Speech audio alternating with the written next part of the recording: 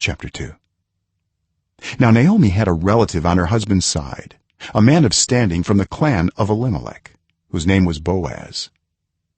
And Ruth the Moabite said to Naomi, "Let me go to the fields and pick up the leftover grain behind anyone in whose eyes I find favor."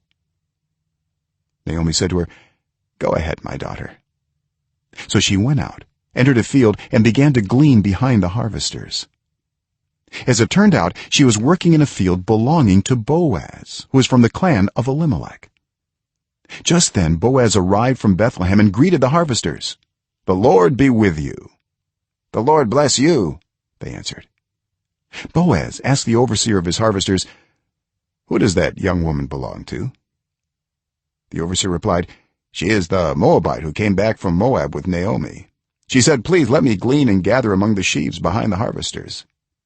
She came into the field and has remained here from morning till now, except for a short rest in the shelter." So Boaz said to Ruth, "My daughter, listen to me. Don't go and glean in another field, and don't go away from here. Stay here with the women who work for me. Watch the field where the men are harvesting, and follow along after the women. I have told the men not to lay a hand on you. And whenever you are thirsty, go and get a drink from the water jars the men have filled." At this she bowed down with her face to the ground.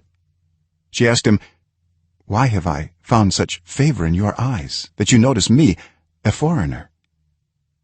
Boaz replied, "I have been told all about what you have done for your mother-in-law since the death of your husband, how you left your father and mother and your homeland and came to live with a people you did not know before. May the Lord repay you for what you have done. May you be richly rewarded by the Lord, the God of Israel, under whose wings you have come to take refuge."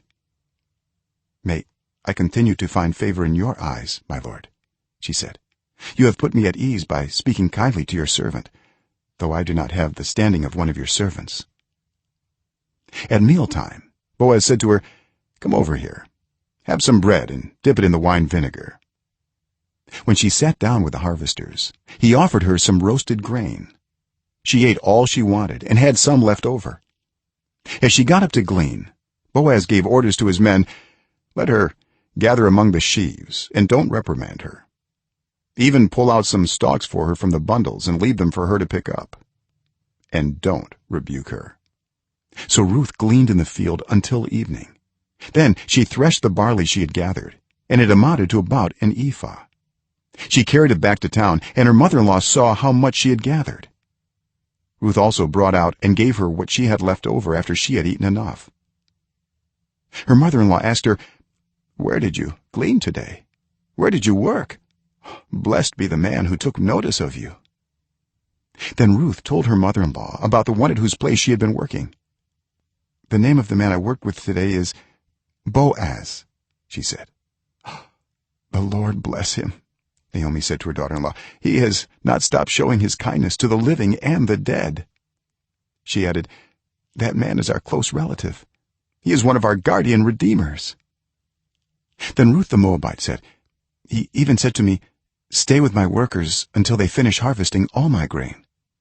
Naomi said to Ruth her daughter-in-law, "It will be good for you, my daughter, to go with the women who work for him, because in someone else's field you might be harmed." So Ruth stayed close to the women of Boaz to glean until the barley and wheat harvests were finished, and she lived with her mother-in-law.